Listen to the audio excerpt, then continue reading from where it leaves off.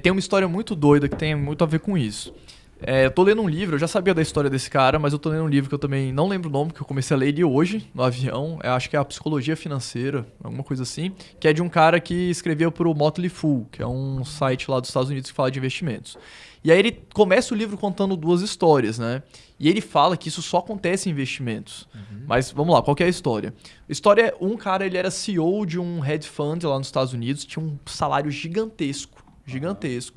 Multimega milionário, propriedades multimega milionárias, que quebrou em 2008 na crise do subprime. O cara ficou sem nada e tem até depoimento dele na audiência lá de recuperação judicial das empresas, tudo porque ele estava alavancado, né, e tudo mais.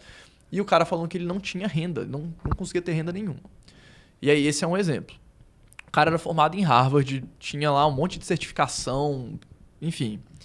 E o outro cara é o Ronald Read, que é um cara que faleceu, se eu não me engano, com 85 anos lá nos Estados Unidos.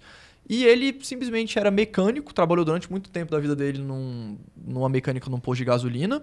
E também ele era faxineiro da JCPenney, aquela loja de departamentos lá nos Estados Unidos.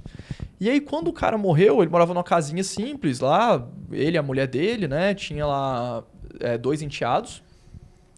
A mulher faleceu, ele ficou viúvo, não se casou mais, beleza. E aí, quando ele morreu com 85 anos, descobriram que ele tinha um patrimônio de 8 milhões de dólares. O mecânico 8 milhões de dólares, cara. E aí, aí ele deixou 1 milhão para cada enteado e os outros 6 milhões ele doou para a biblioteca da cidade dele e para o hospital. 3 milhões para cada.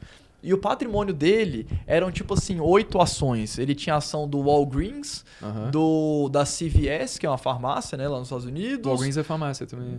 Walgreens também. Que mais que ele tinha? Ele tinha Bank of America. Bank of America, que explodiu também, né? Que é tipo o Banco do Brasil aqui no Brasil. Então, assim, ele tinha umas 8 ações completamente óbvias, vamos colocar assim, que ele começou a comprar desde os 25 anos. Foi comprando um pouquinho. E, cara, terminou com 8 milhões de dólares. Tipo assim, para pensar quantas pessoas que ganham muito mais do que isso, que terminam com um patrimônio muito menor. Tem um outro caso famoso também do funcionário da FedEx, que entrou novinho na FedEx. Todo mês comprava um pouco de ação da FedEx, porque ele trabalhava lá dentro, via como é que as coisas estavam acontecendo, e se aposentou com 40 milhões de dólares, cara. Só com a ação da FedEx. Tipo assim, a gente pode até discutir se isso é uma estratégia boa. O cara comprou a empresa inteira, tá ligado? Cara, mas provavelmente o CEO da FedEx não tinha um patrimônio de 40 milhões. E aí ele fala assim, cara, isso só acontece em investimentos. Em qual outro lugar um cara que é faxineiro da JCPenney, por exemplo, vai construir um prédio melhor do que um engenheiro, sei lá, formado no ITA? Não vai acontecer. Mas em investimentos, como a gente tem essa parte emocional e estratégica muito mais relevante, talvez, do que a teórica, você consegue ter esses resultados desproporcionais. É que talvez, cara, as pessoas elas não queiram esperar quantos anos esses caras tiveram que investir? Sei lá, 30, 40 anos, né? Porque no longo prazo faz muito sentido, obviamente. Só que, quando eu fui conhecer investimentos, porque eu queria ficar rico. E quando você quer ficar rico agora, né?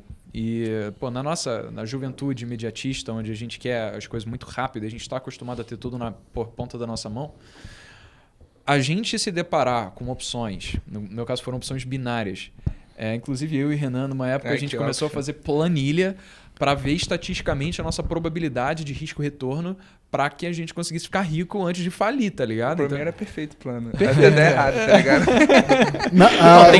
O Excel aceita umas coisas maravilhosas. Tem que ficar rico depois de falir. Se você ficar rico antes de falir depois, já é impossível. E deu errado.